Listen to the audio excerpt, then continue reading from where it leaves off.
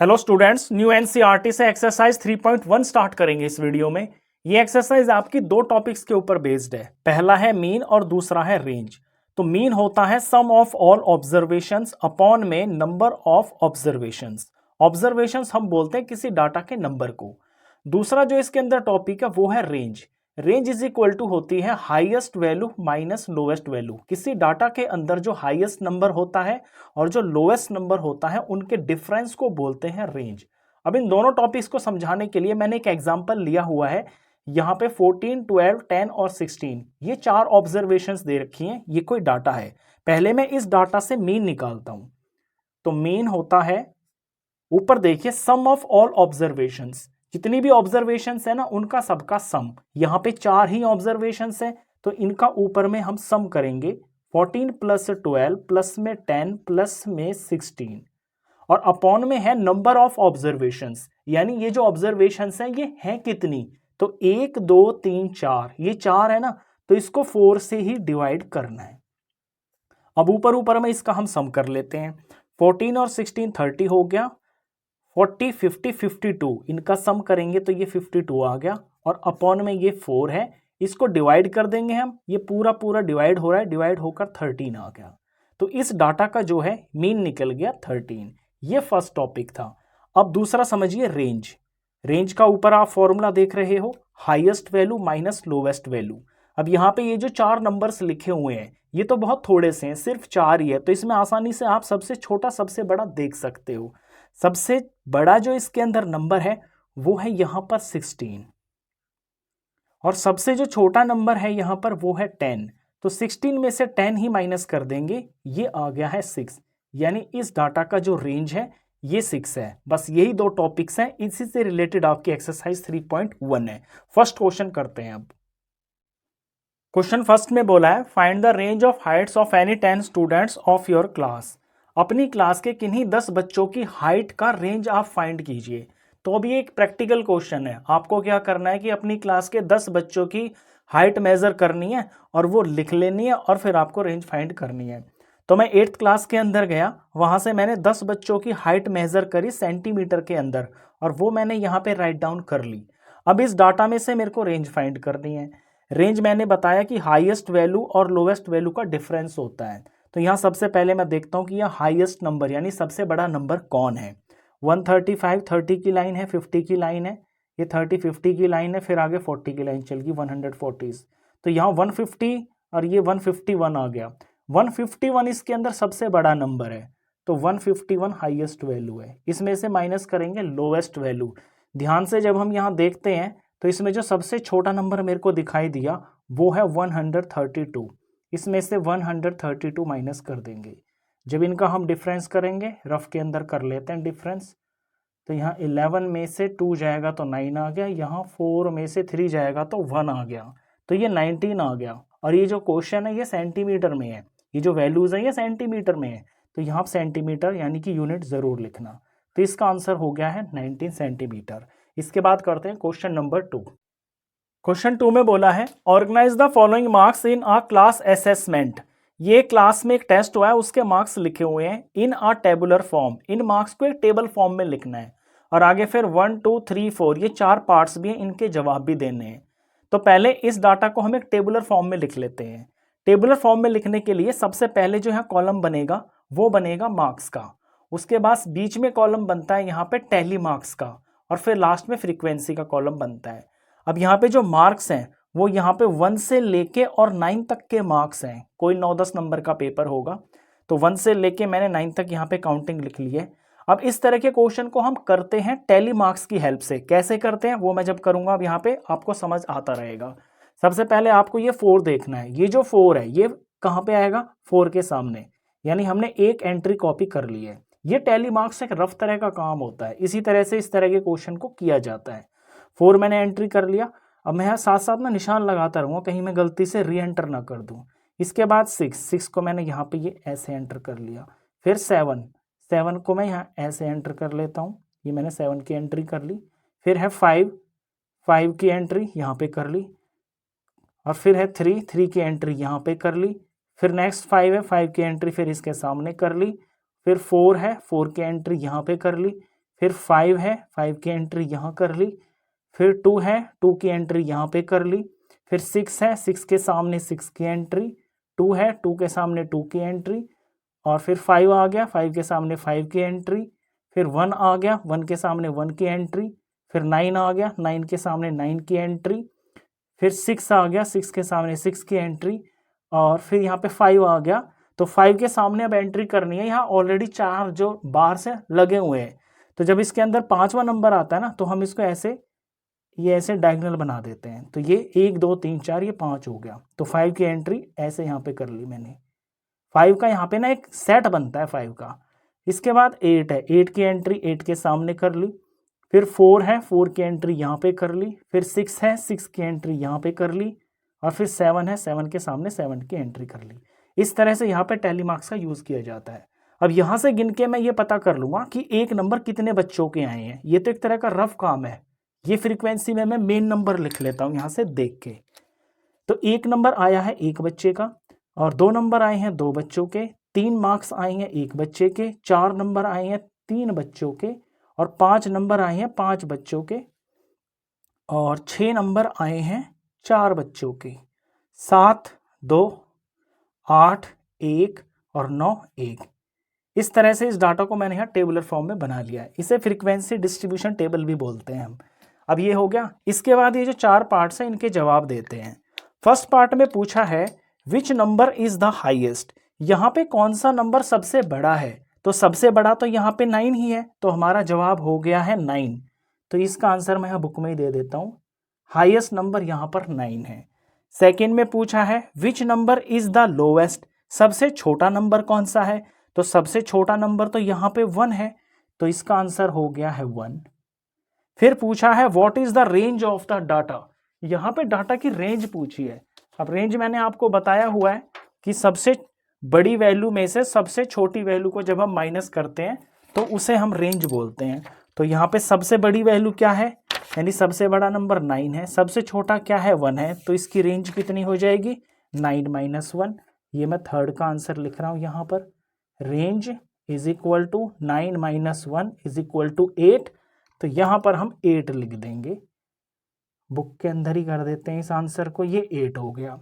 चौथे में पूछा है फाइंड द अर्थमेटिक मीन। अब हमें अर्थमेटिक मीन निकालना है इस डाटा का, तो इसका हम अर्थमेटिक मीन निकाल देते हैं। अर्थमेटिक मीन निकालने के लिए सबसे पहले हम फॉर्मूला लिखेंगे इस तरह से। ये देखिए यहाँ शीट पे अर्थमेटिक मीन का फॉर्मूला होता है sum of all observations upon में नंबर ऑफ ऑब्जर्वेशंस। मैंने बताया इंट्रोडक्शन में।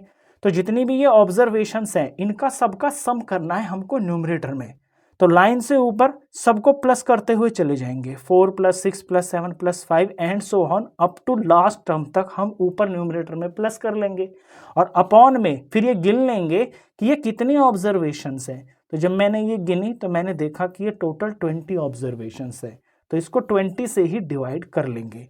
इसके बाद जब आप इसका सम करोगे तो इसका सम आ रहा है सबका 100। सम तो आप कर ही लोगे रफ में, और डिवाइड करना है इसको 20 से। जब 100 को 20 से डिवाइड करेंगे तो ये आ गया है 5, यानी कि इसका जो अर्थमेटिक मीन है वो है 5। ये क्वेश्चन नंबर 2 हुआ। इसके बाद करते हैं क्वेश्चन नंबर 3। क्वेश्चन 3 में कहा है find the mean of the first 5 whole numbers. पहले 5 होल नंबर्स का मीन फाइंड कीजिए। अब जो होल नंबर्स होते हैं वो 0 से स्टार्ट होते हैं, तो फर्स्ट 5 होल नंबर्स आर, पहला है 0, फिर 1, फिर 2, फिर 3, फिर 4। इनका हमने मीन फाइंड करना है। मीन का फॉर्मूला पहले लिखना जरूर है, sum of all observations upon में नंबर ऑफ ऑब्जर्वेशंस। तो न्यूमरेटर के अंदर इन पांचों नंबरों का सम कर लेंगे, 0 + 1 + 2 + 3 प्लस में 4, और डिनोमिनेटर के अंदर हम ये लिख लेंगे कि ये टोटल जो ऑब्जर्वेशंस हैं यानी टोटल नंबर वो कितने हैं। तो ये तो 5 हैं, 1 2 3 4 5, तो इसको 5 से ही हम डिवाइड कर देंगे। ऊपर ऊपर में इनका सम कर लेते हैं, कितना आ रहा है 2 3 3 6 7 8 9 10, ऊपर में 10 आ गया, नीचे में डिवाइडेड 5 आ गया। 10 को 5 से डिवाइड कर लेंगे तो ये 2 आ गया, तो इसका आंसर आ गया है 2। ये थर्ड क्वेश्चन था। इसके बाद करते हैं फोर्थ क्वेश्चन। फोर्थ क्वेश्चन देखिए, a cricketer scores the following runs in 8 innings. एक क्रिकेटर जो है अपनी 8 इनिंग्स यानी 8 मैचेस के अंदर जो रन बनाता है वो यहाँ पे लिखे हुए हैं। पहले मैच में वो 58 रन बनाता है, दूसरे में 76, ऐसे ही जो सारे मैचेस हैं उनके यहाँ रन लिखे हुए हैं। फाइंड द मीन स्कोर, तो उसका मीन स्कोर फाइंड करना है, यानी आपको यहाँ पे अर्थमेटिक मीन ही फाइंड करना है, क्योंकि ये स्कोर है तो इसको हम मीन स्कोर बोलेंगे। सबसे पहले फॉर्मूला लिखना जरूर है, sum of all observations upon में नंबर ऑफ ऑब्जर्वेशंस, यहाँ पे आप मीन स्कोर लिखना। अब ऊपर में इन सभी का हम सम कर लेंगे, ये जो मैचेस इसने खेले हैं 1 2 3 4 5 6 7 8, इन सब का सम करेंगे ऊपर, और क्योंकि ये टोटल 8 है तो 8 से ही इसको डिवाइड करना है। जब आप ऊपर इसका सबका सम करोगे तो ये सम आ रहा है 400, तो 400 को 8 से फिर डिवाइड करना है, 400 को 8 से डिवाइड करेंगे तो आ जाएगा 50, तो 50 रन्स लिखना है यहाँ पे। तो उस क्रिकेटर का जो मीन स्कोर है वो है 50 रन्स, ये इसका आंसर है। इसके बाद करते हैं क्वेश्चन नंबर 5। क्वेश्चन 5 देखिए, following table shows the points of each player scored in 4 games. नीचे एक टेबल बना हुआ है, इस टेबल के अंदर प्लेयर ए बी सी के पॉइंट्स लिखे हुए हैं जो उन्होंने गेम 1 2 3 4 के अंदर खेलकर स्कोर किए हैं। अब नीचे क्वेश्चन पूछा है, now answer the following questions. Number 1 part, find the mean to determine A's average number of points scored per game. A के average number of points score per game, यानी एक गेम का कितना है, एक गेम की जो उसकी एवरेज नंबर ऑफ पॉइंट्स है वो कितने हैं, ये पता करने के लिए आप मीन फाइंड कीजिए। तो हम मीन फाइंड कर देंगे, तो ए का मीन फाइंड करने के लिए ए पर आप ध्यान दीजिए, A's mean score is equal to, mean होता है sum of all observations upon में नंबर ऑफ ऑब्जर्वेशंस। तो यहाँ ए ने 4 के 4 गेम्स खेले हैं और उनमें जो स्कोर है वो है उसका 14 16 10 10, 14 16 10 10 को प्लस करेंगे और 4 से ही डिवाइड करेंगे क्योंकि ये 4 ऑब्जर्वेशंस हैं। ऊपर सम आया 50, 50 को 4 से डिवाइड करेंगे, 50 को 4 से डिवाइड करने पर आता है 12.5, तो 12.5 पॉइंट्स आए हैं ए के, ये इसके पर गेम का जो है एवरेज आई है। मैं यहाँ पे लिख देता हूं क्योंकि इसकी मेरे को आगे जरूरत पड़ेगी। 12.5 पॉइंट्स, ये फर्स्ट पार्ट था। फर्स्ट पार्ट के बाद सेकंड पार्ट देखिए, to find the mean number of points per game for C. पहले इतना समझिए, यहाँ सी की बात हो रही है, सी पे ध्यान दीजिए। ये कह रहा है कि सी के number of points per game find करने के लिए would you divide the total points by 3 और बाय 4। क्या आप जो टोटल पॉइंट्स हैं यानी कि जो सम है पॉइंट्स का उसको 3 से डिवाइड करोगे या 4 से डिवाइड करोगे, और भाई ये भी कहा है कि रीजन भी बताना। अब थोड़ा ध्यान से देखिए सी को, सी ने गेम 1 खेला है स्कोर आया, गेम 2 खेला है स्कोर आया, गेम 3 डिड नॉट प्ले, उसने खेला ही नहीं है, और गेम 4 में उसका खेला है तो कुछ स्कोर आया है। तो जो सी प्लेयर है ना वो यहाँ पर सिर्फ और सिर्फ 3 ही गेम खेल रहा है, तो जो 3 गेम खेल रहा है तो इन तीनों का सम होगा और डिवाइड भी 3 से ही होगा। 3 से इसलिए होगा क्योंकि ऊपर जो नंबर ऑफ ऑब्जर्वेशन है वो भी तो 3 आएंगी ना, तो यहाँ पे नंबर ऑफ ऑब्जर्वेशन 3 होने की वजह से 3 से ही डिवाइड होगा। लैंग्वेज में आप इस तरह लिखोगे इसको, we divide by 3 because player C played only 3 games, क्योंकि प्लेयर सी जो है सिर्फ 3 गेम्स खेल रहा है तो हम 3 से ही डिवाइड करेंगे उसके टोटल स्कोर को। अब इसका मीन स्कोर भी फाइंड कर लेते हैं, हमें इसकी जरूरत पड़ेगी आगे।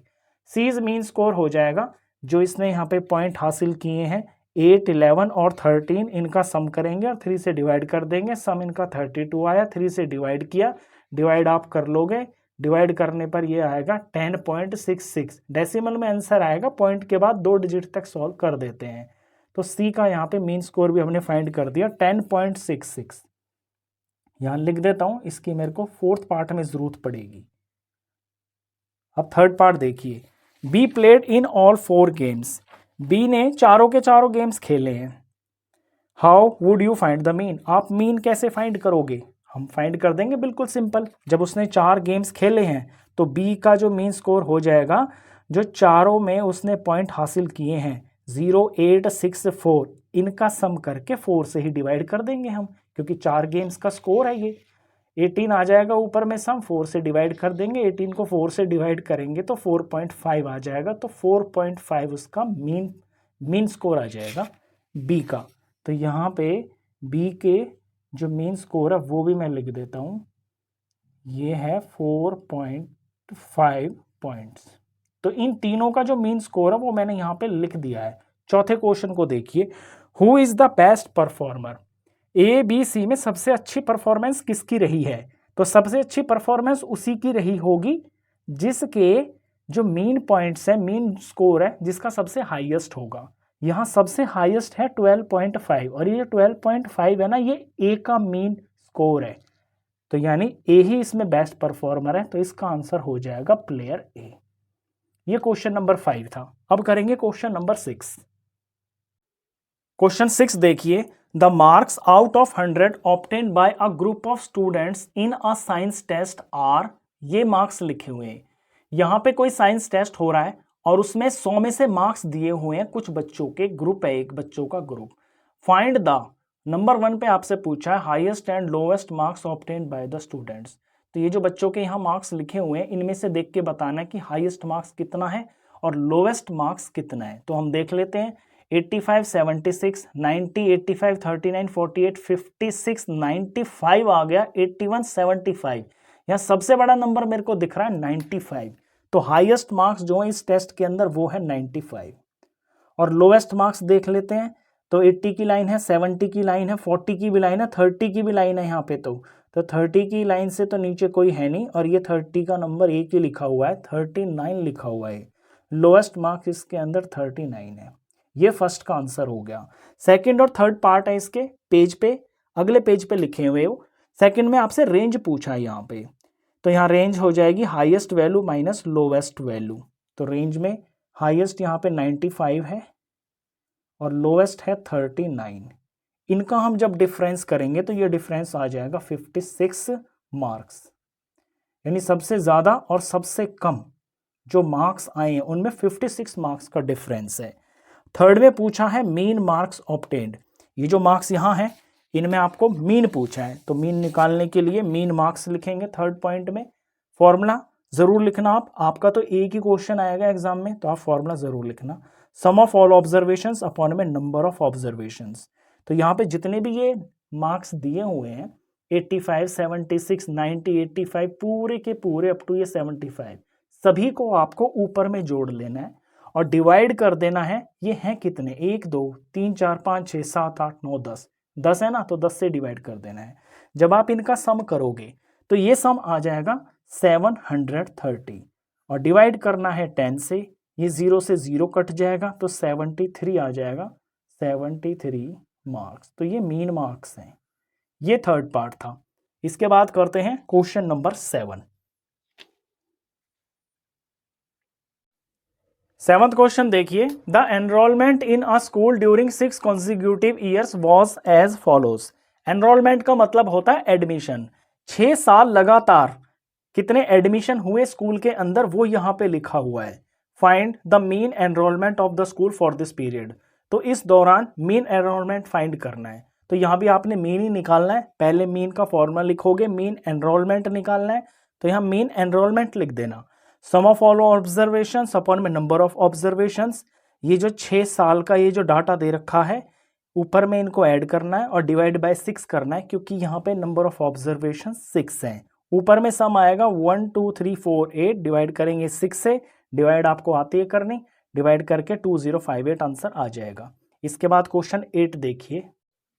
क्वेश्चन 8 में बोला है the rainfall in millimetre in a city on 7 days of a certain week was recorded as follows.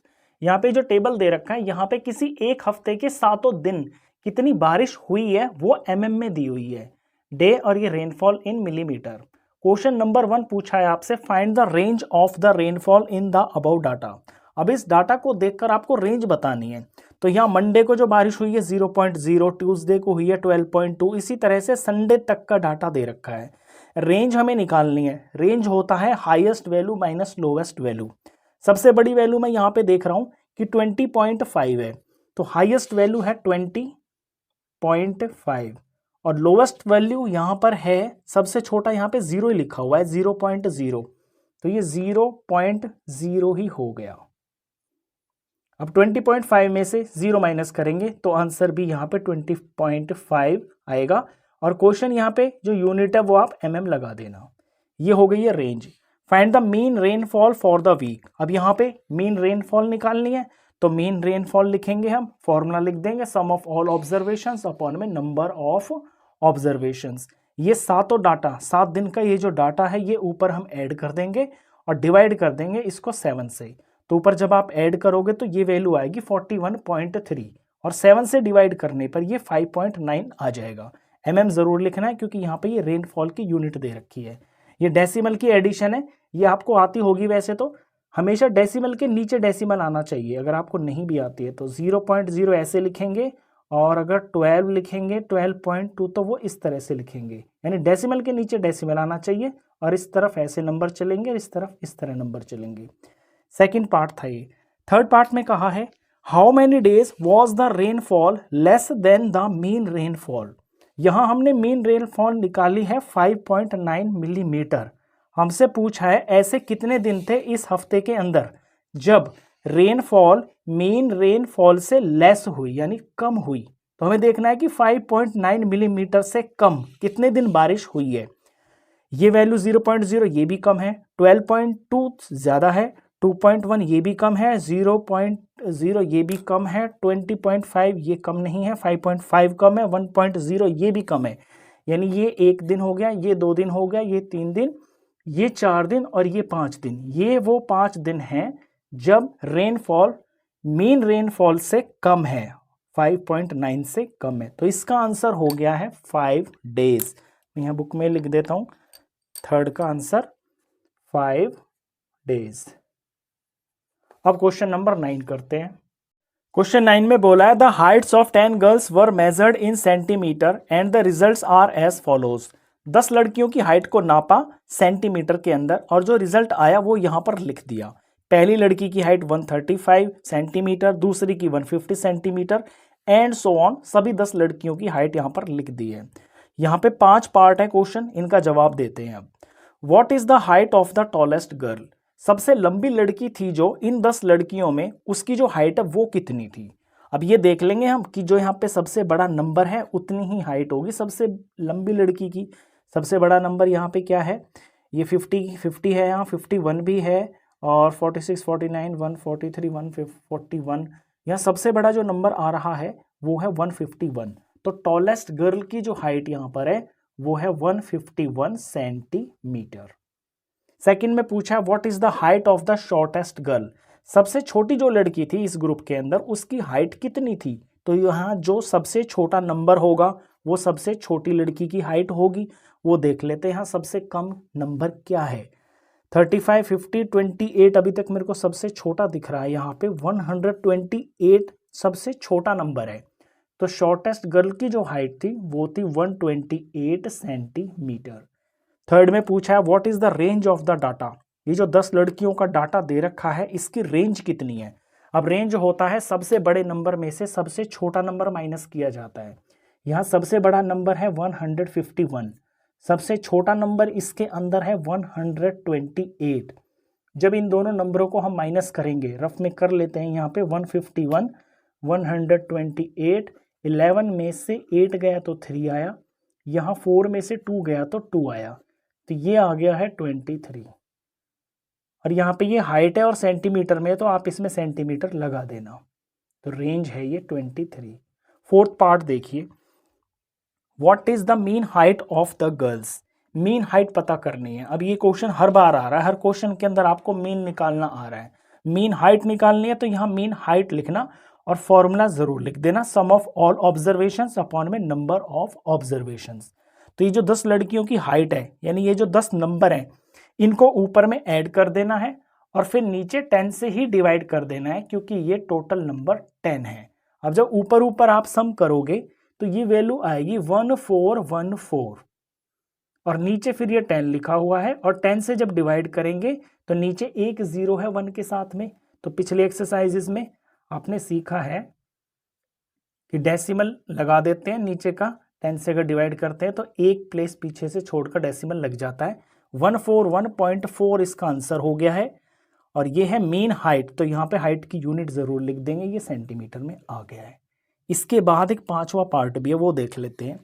How many girls have Heights more than the mean height. यहाँ कहा है कि इन 10 लड़कियों में ऐसी कितनी लड़कियां हैं जिनकी हाइट मीन हाइट से ज्यादा है। तो मीन हाइट है यहाँ पे 141.4। हमने देखना है कि इससे ज्यादा इन 10 लड़कियों में कितनी है। तो 135 तो इससे ज्यादा नहीं है, ये 150 है, यही देख लेते हैं हम, यही डाटा लिखा हुआ है यहाँ पे भी। एक ये हो गई है, ये भी नहीं है, ये भी नहीं है, दो ये हो गई है, ये भी नहीं है, तीसरी ये है, ये 146 इससे ज़्यादा है ना, ये तीसरी होगी। 149 भी इससे ज़्यादा है, ये चौथी हो गई। और 143 भी इससे ज़्यादा है। ये जो 5 लड़कियां देख रहे हो आप, ये 5 लड़कियों की हाइट मीन हाइट से ज़्यादा है। तो इसका आंसर हो गया है 5 गर्ल्स। 5वें पार्ट का आंसर हो गया है 5 गर्ल्स। ये इस एक्सरसाइज के लास्ट क्वेश्चन का लास्ट पार्ट था। इसी के साथ में ये एक्सरसाइज कंप्लीट हो जाती है। क्वेश्चन खत्म।